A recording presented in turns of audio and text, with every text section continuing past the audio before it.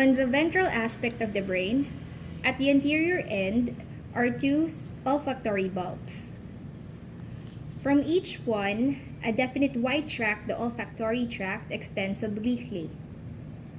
It terminates posteriorly in a lobe, the piriform lobe, which forms the postereo-ventral part of the cerebral hemispheres.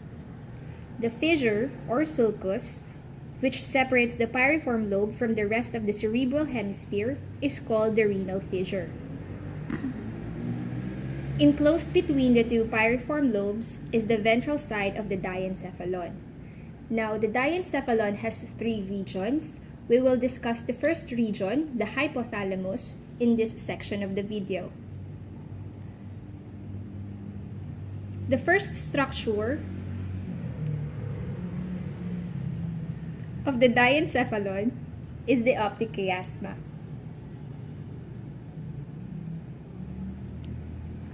For a better view,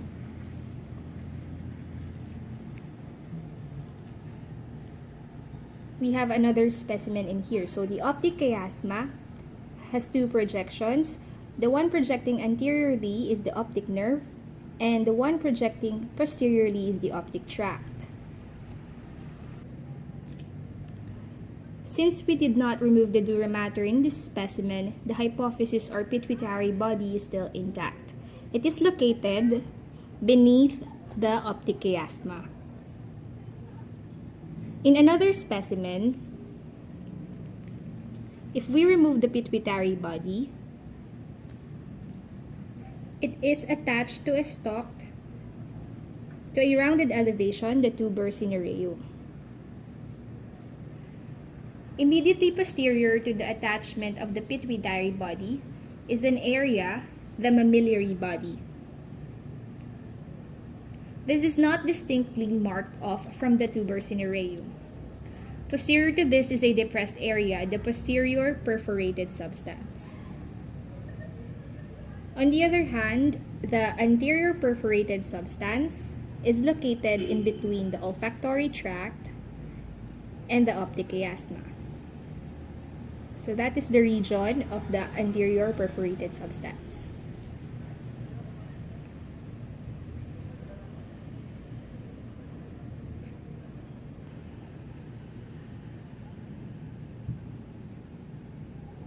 Beneath the piriform lobes, a thick white bundle will be seen passing obliquely backward on each side of the posterior perforated substance. These bundles are the cerebral peduncles. The remainder of the ventral surface of the brain belongs to the hindbrain and consists of the pons and medulla oblongata.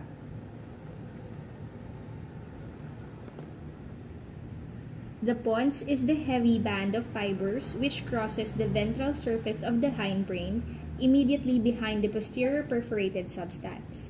By following it around to the sides of the brain, it will be seen to narrow to a white cord, the brachium pontis, or middle peduncle of the cerebellum. The pons is in fact a bridge between the two hemispheres of the cerebellum. Posterior to the pons, and of about half its width, is another bundle of transverse fibers, the trapezoid body.